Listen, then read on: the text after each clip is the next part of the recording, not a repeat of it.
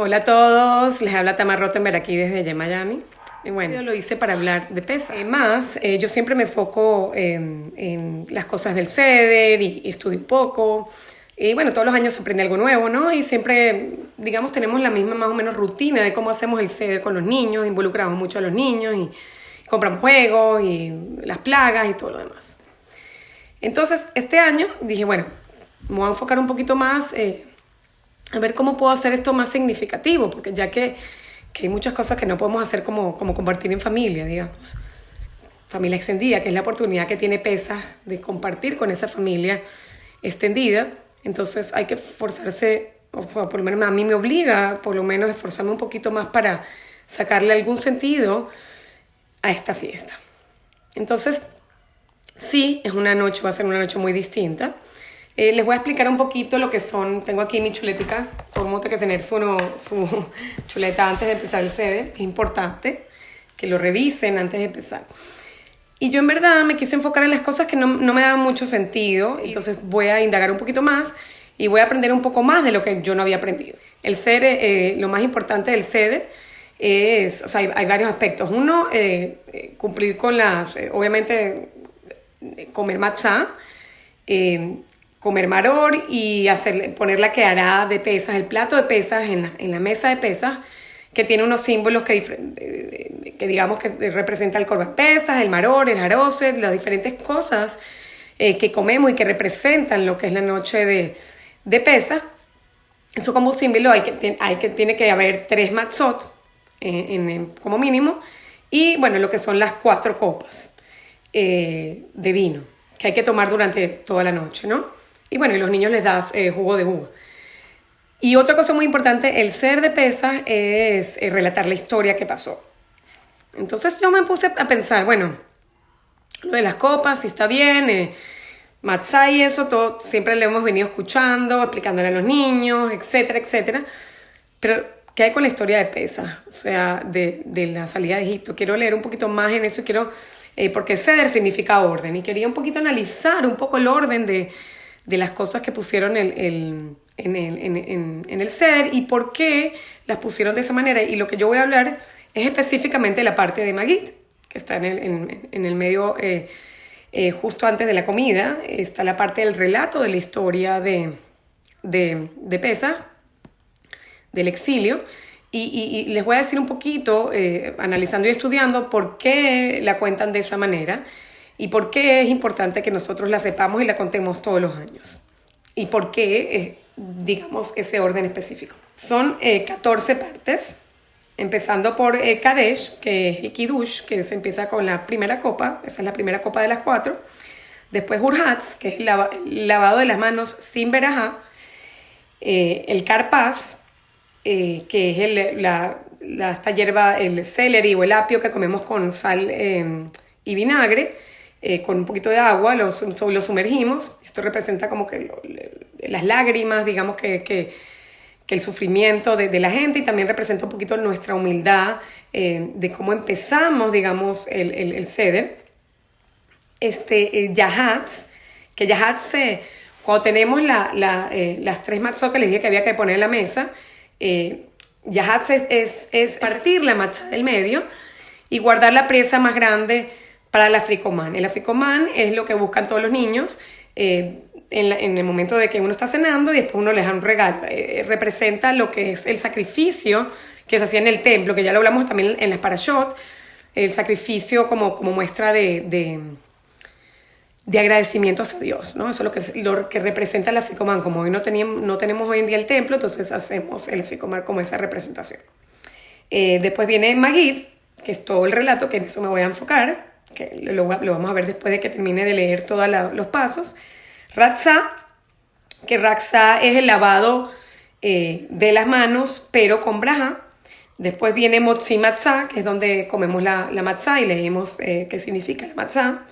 El maror, decimos la braja del maror y leemos su significado. El korej, que es el sándwich que tiene un poquito de maror, que es la hierba amarga, y jaroset, que también tiene una braja y lo comemos. Digamos, la definición del korej, del sándwich, es que cada vez que nosotros sufrimos, nos va a venir que lo hagamos con un poquito de dulzura, o sea, que veamos digamos, lo positivo dentro de la amargura. Eso es lo que significa el sándwich korech.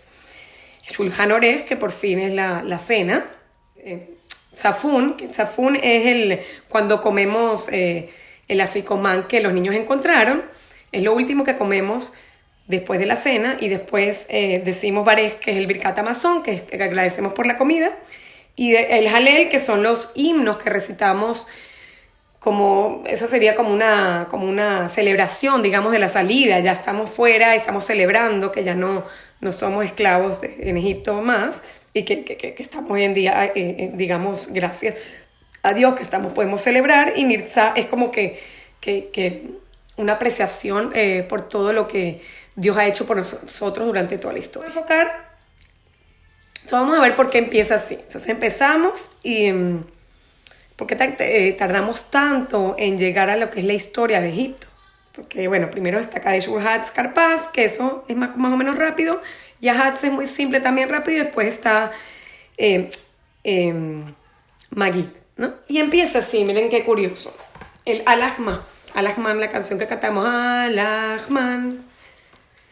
Se los voy a leer, porque es muy curioso lo que dice. Y el significado me pareció. Ok, miren el Alahman, que es la parte de abajo de Magid está el Alahman. Dice, se llenan las copas de vino, porque ya tomamos la primera copa. Se levanta la quehará de Pesaj, la quehará con los símbolos que tiene en una mano, y en la otra se levantan las matzot que están, que ya se habían partido, digamos. Se levantan las matzot y otra mano la quehará de Pesaj. Y se canta esto. Este es el pan pobre que comieron nuestros antepasados en el país de Egipto, que es la matzá que tengo aquí arriba. Quien tiene hambre que venga y coma, todo menteroso que venga y celebre Pesaj. Entonces ahí nos está diciendo que todo el que tiene hambre venga y coma, ¿no? Entonces yo me pongo a pensar, ahorita podemos invitar a todo el que tenga hambre venga y coma. Ahorita podemos ir y comprar lo que queramos en el supermercado, ¿o no? Los otros años sí. Entonces que aquí cambia un poquito el principio de la historia de Pesaj, porque obviamente en situaciones normales siempre venimos, siempre invitamos, es una mitzvah invitar a gente para que, digamos, disfruten y tengan el conocimiento del ser de Pesaj, sobre todo gente que no tiene manera de celebrarlo, y este año nos vemos un poco limitados por eso. Entonces dice, el que tenga hambre y coma, que vea, como celebrando de que podemos tener ese privilegio, que hoy en día no lo tenemos, de invitar a alguien y de invitarlo a comer, etcétera, etcétera. Este año estamos aquí, dice, el año venidero estaremos en la tierra de Israel. Y después dice, este año aquí en calidad de siervos. El año venidero seremos libres en la tierra de Israel. Entonces, ¿qué quiere decir esta estrofita empezando Magid? El relato de la historia, que no es la historia en sí todavía, ¿no? Está diciendo que somos como siervos hoy en día, que somos como esclavos hoy en día. Y yo me pregunto, ¿cómo se sintieron cuando les dijeron que los colegios se cancelaban? ¿Cómo se sintieron ahorita cuando les dijeron que no podían salir, que no podemos salir? ¿Cómo me sentí yo cuando me cancelaron mis 2 viajes a Israel que tenía? 2 viajes hermosos. ¿Cómo nos sentimos ahorita que no tenemos tiempo de nada porque tenemos los niños encima y 1000 cosas que hacer, que hay mucha gente que no puede trabajar, hay gente que puede trabajar de la casa, pero no es lo mismo? Un poco mal, ¿no? Un poco mal que me están quitando como mi libertad, ¿no? O sea, no hay otra opción. Y no solo que nos quitan la libertad, o que sentimos que nos están quitando nuestro freedom, nuestra libertad, sino también sentimos que no podemos controlar, cuando siempre hemos sentido, en la mayoría de nuestro tiempo, que podemos controlar las cosas y nos planificamos y hacemos todo con tiempo. Entonces invitamos a gente en Pesaj y no sé qué, todo lo teníamos como planificado, y nos damos cuenta que eso ya no está pasando. Nos damos cuenta que no podemos invitar a nuestros seres queridos, nos damos cuenta que estamos en distancia, que tenemos que guardar.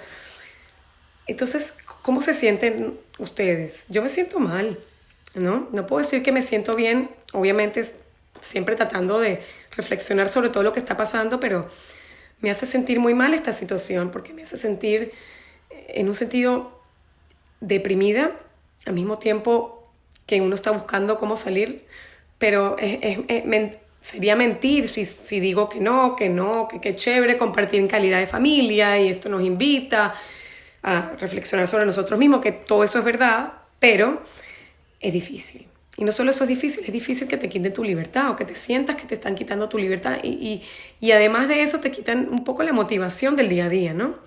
La motivación es ver a tus amigos, es, no sé, hacer algo por el otro, por la comunidad, y todos estos eventos de hacer el bien, no sé qué, se ven limitados por la situación. Entonces, también el trabajo, todo lo que me motiva, o sea, prácticamente todo lo que me motiva en mi vida, y estoy con mis hijos, que mis hijos también me motivan, eso es lo que nos mantiene unidos, la familia, obviamente, pero todo lo que nos motiva como personas, no lo están viniendo a tumbar y pues claro que nos saca de nuestro eje y nos hace dudar un poco qué es lo que estamos haciendo aquí entonces.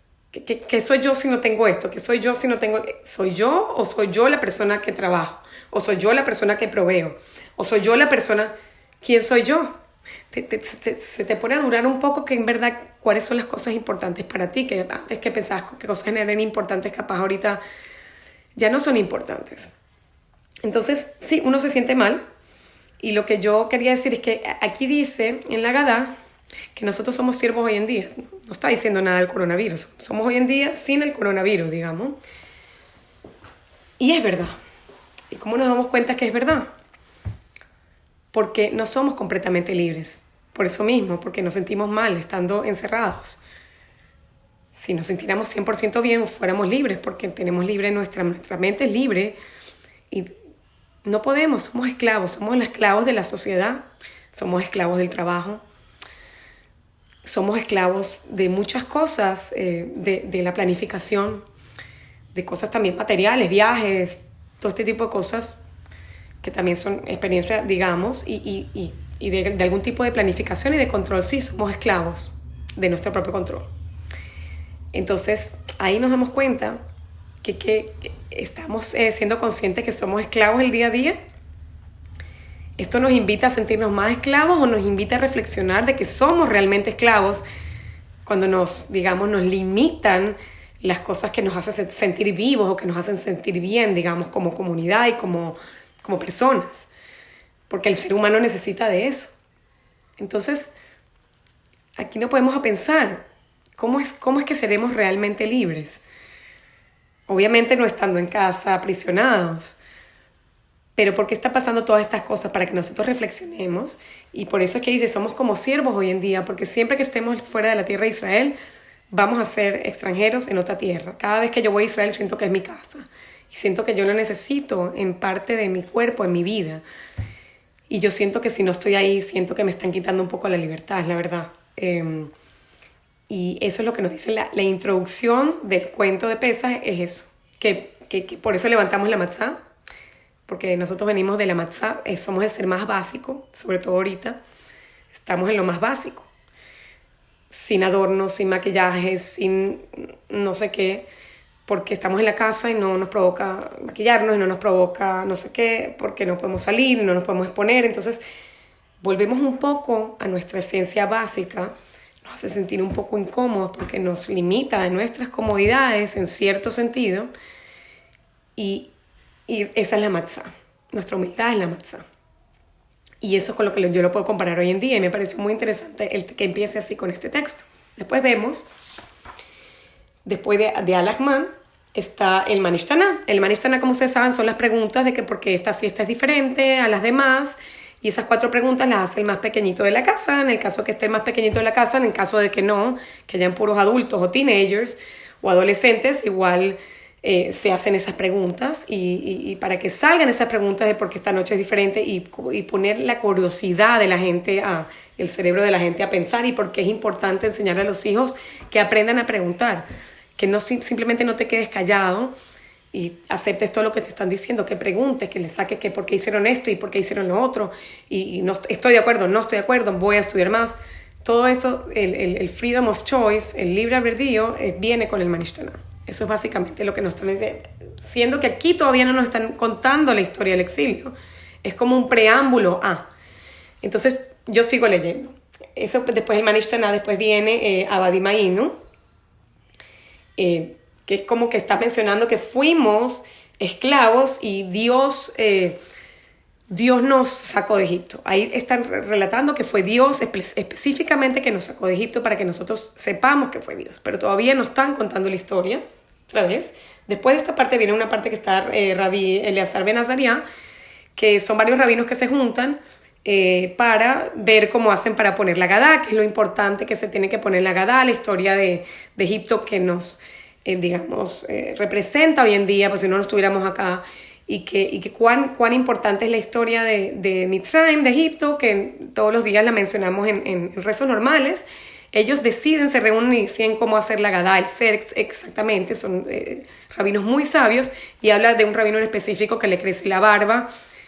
Tenía 18 años y de repente se ve como 70 años porque dijo cosas muy sabias, con mucho wisdom, y le crece la barba simbolizando que es una persona muy sabia. Entonces esto es una historia, una parte de la historia que cuentan. Después de esto viene lo de los 4 hijos.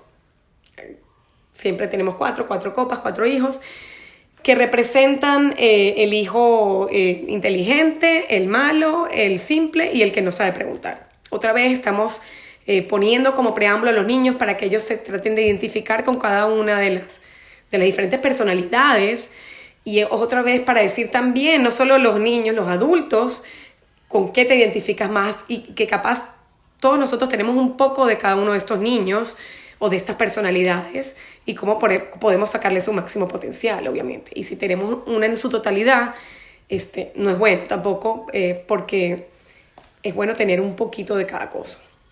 Eso es lo que analizamos ahí. Todo esto no tiene nada que ver con la historia en sí del exilio. Y después empieza el relato. Empieza el relato así, como diciendo, hace una vez, hace muchos años, así como si fuera una historia de un libro, digamos.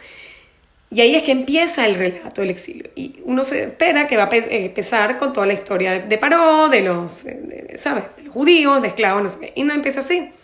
Resulta que empieza hablando de Abraham, de que Abraham, quién fue el papá de Abraham, y que Abraham obviamente fue el primer judío, y cuenta toda la historia lineal de Abraham hasta llegar a Jacob. Y empieza primero. Entonces, ¿por qué vemos esto aquí? Yo me pregunto, ¿por qué, digamos, esto es un reencuentro de todas las parashá que hemos venido estudiando todo este tiempo hasta Pesach, ¿no? Desde donde fue Abraham hasta Jacob. Entonces, no sé si se acuerdan de mis videos de la parashá anteriores. ¿Por qué empieza hablando de Abraham? ¿Qué tiene que ver Abraham con la salida de Egipto? Él no estaba en la salida de Egipto. Entonces empieza a contarnos de quién es Abraham un poco, o sea, en uno o dos párrafos, y su papá que era idólatra, y que de un mundo de idólatras nace Abraham, y que de Abraham Dios le habla con él y le promete multitud, y le dice que Dios le dice a Abraham, yo te voy a... ustedes van a tener van a ser esclavos por 400 años, y yo los voy a salvar y los voy a sacar de Egipto. Se los dice. Tú vas a vivir en una tierra, o sea, tus generaciones van a vivir en una tierra extranjera, y yo los voy a sacar de esa tierra. Le dice como que la profecía a Abraham, y le dice a Abraham, no te preocupes porque ustedes van a ser multiplicados en infinito, no sé qué, porque obviamente los judíos se reproducen en ese periodo de tiempo muy rápido. Y le dice, cuenta que dice que yo te voy a dar un hijo, y de ese hijo va a salir la descendencia de Isaac, que ya lo hemos estudiado, Jacob y Esaf, y posteriormente los hijos de Jacob, que son las tribus, y Yosef. Que Dios le promete a Abraham que él van a estar 400 años. Resulta que en Egipto nada más estuvieron 210 años, no estuvieron 400. Entonces, ¿por qué dijo 400? Porque Dios está contando, y por eso aparece en la Agadá, desde que él le da la promesa a Abraham, que le dice, está contando desde Abraham y no desde que Jacob bajó a Egipto.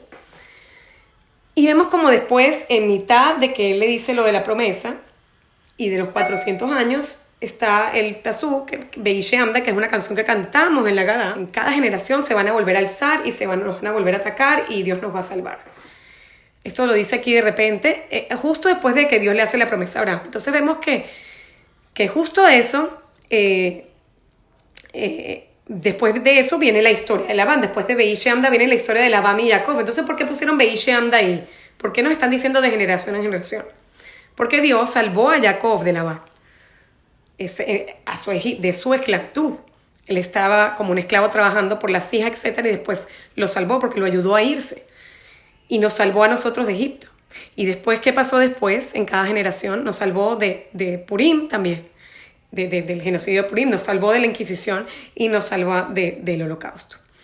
Entonces vemos que de generación en generación a los judíos le ocurren tragedias y tragedias y vemos como una vez más consecuencia que hay muchas cosas que pasan, no se saben todas por qué pasan, porque no podemos saberlo todo, digamos, pero Dios nos salva una vez más de cada una de las tragedias. Y vamos a ver, cuando Él le dice, bueno, tus descendientes van a ser esclavos, obviamente Dios se lo dice, pero Dios no es que lo está poniendo que tus descendientes van a ser esclavos, Él lo está viendo lo que va a pasar.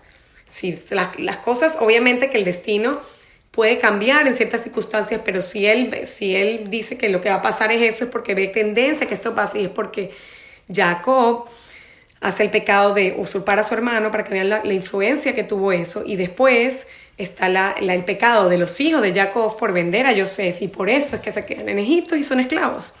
Esos dos pecados y ahí vemos como que nuestros actos tienen consecuencias, y a veces consecuencias que no se pueden echar para atrás. Y ahí vemos la envidia y los celos entre hermanos, sentimientos que hoy en día tenemos muchos y en la sociedad los vemos. Y también vemos la mentira, el engaño, digamos. Entonces, y también vemos que Jacob quería controlar. Una vez más, él quiso agarrar el puesto de Saf para poder controlar esa situación, porque él creía que lo que estaba haciendo era correcto. A veces nosotros queremos actuar porque decimos, no, esto no puede pasar, yo quiero actuar para no sé qué, queremos cambiar. Pero el fin no justifica los medios. Nosotros obviamente tenemos que accionar en cosas para cambiar cosas que creamos que están mal, pero no a través de cosas malas, no a través del engaño, de la mentira, a través de cosas siempre positivas y siempre siendo honestos, y sobre todo a nuestros padres. Entonces, esto es lo que nos demuestra eso, que cómo estos actos tienen consecuencias inmediatas. Por eso viene Beí Sheamda, para un poco a recordarnos de que somos salvados generación en generación. Y después viene lo de Jacob y Labán, y que Dios lo salvó. Y ahí empezó la historia de Egipto. Cuando Jacob baja a Egipto, como les dije, ellos se duplican, se triplican y crece esta comunidad. Y después que los egipcios, después de un cierto tiempo, ven que los egipcios que ellos se están multiplicando, están moviendo bien, y solo por rabia, que siempre ha sido la causa de todo el antisemitismo, quieren empezar a oprimirlos, a darles con mano dura a los judíos. Pero los judíos vivían muy bien en Egipto, sobre todo al principio. Y después, lentamente, digamos, los egipcios son muy hábiles en hacerlos sentir importantes y darle puestos importantes para que no se sientan que están siendo esclavos, digamos, pero están siendo esclavos.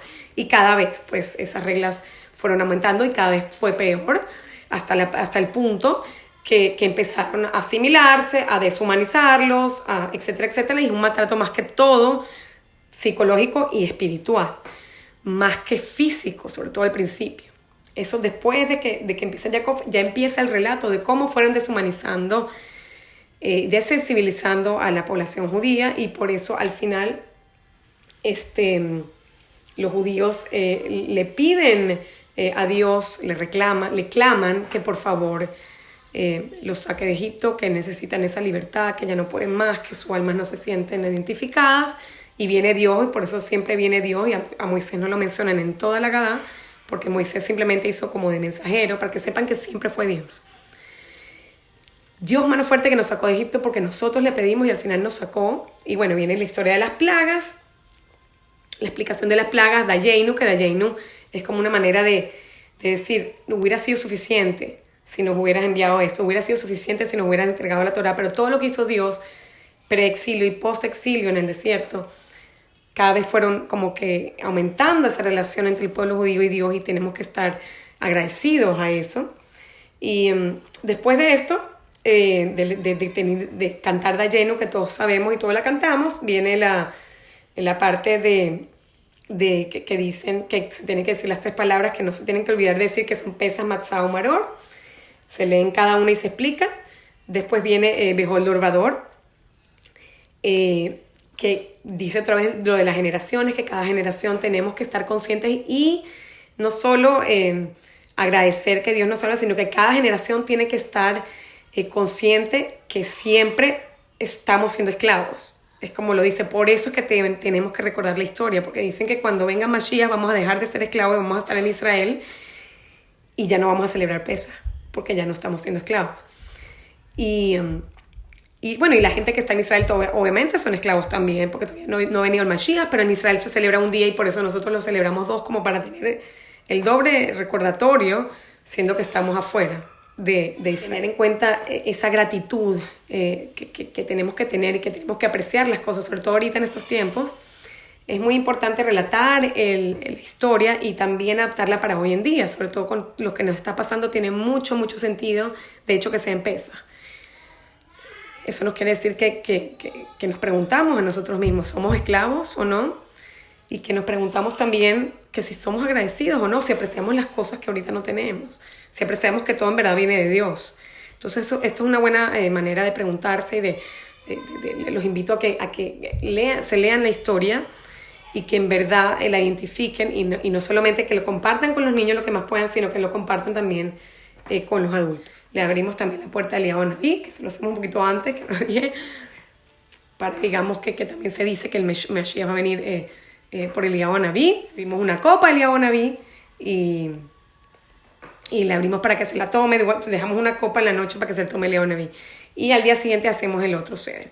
Entonces para el día siguiente lo que les iba a decir es que el primer seder, si quieren, bueno, la gente que tiene hijos, niños más chiquitos, lo haga más animado para los niños, más involucrado, y en la segunda noche traten de hacerlo más, también con los niños siempre, pero más involucrados a ustedes para que tenga más significado, digamos, hagan ese crecimiento de leer y de estudiar y de que si causa algún tipo de sentido, lo que es el ser de Pesaj, búsquenlo ahorita, lean, que tenemos tiempo de leer, tenemos tiempo de aprender, y esto es una parte muy chiquitica a lo que significa todo completo la Agadá. Es una maravilla, tiene mucho significado y todo tiene un sentido, y todo está puesto ahí, aunque a veces no lo entendamos, está un poco confuso, de manera confusa, pero es bonito ver los significados y entender el significado, porque lo decimos con más placer a la hora de recitarlo, de leerlo, digamos, y traten de recitarlo a su manera, traten de verdad leerlo y si es en inglés, si es en español, digan las bendiciones en hebreo, nada más, y lo demás lo pueden leer totalmente en español o en inglés, como les sea más cómodo, pero la cosa es relatar la historia como es. Y si esa es su manera de conectarse y de entender, mejor todavía. Traten de reflexionar un poco cómo podemos apreciar más lo que tenemos y cómo podemos tratar de ser más libres, ¿no? Y cómo podemos tener fe en Dios, porque al final, si no tenemos fe en Dios, no hay más nada que podemos tener, porque la fe en Dios es lo que nos mantiene aquí de pie. Y que todos tengamos un peso significativo. Cuando quemen el hametz, quémenlo, desálgase. También dicen que el hametz de tu casa que quemas, que yo tengo el video que les voy a mandar, es el significado también del hametz de tu cuerpo, de las cosas que quieres eliminar de tu vida. Que las anotes en un papelito y las quemes. Quemen las cosas malas, prepárense lo que haya que prepararse lo más básicamente, no se vuelvan locos y traten de tener más significado, más al value de lo que es el ser, más que si las comidas, que si tanta sopa, que si tanta carne, al significado, a cómo transmitirlo a su familia. Y les deseo que se conecten y que estemos comunicados y nos vemos muy pronto. Hag Sameach.